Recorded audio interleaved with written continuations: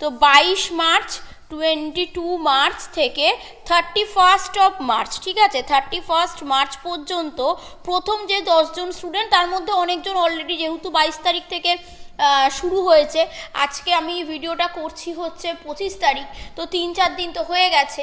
তো 4 দিনের মধ্যে অনেকজন স্টুডেন্টই ভর্তি হয়ে গেছে, জানি না কজন আর বাকি রয়েছে। কিন্তু আবারও বলবো যে 22 তারিখ থেকে 31 মার্চ পর্যন্ত একটা অফার দেওয়া আছে এই কোর্সটার জন্য, যেটার ফিজটা 299 ছিল, সরি 2999 ছিল, সেটাকে আরও 1000 টাকা কোর্স ফিস রিডিউস করা আছে।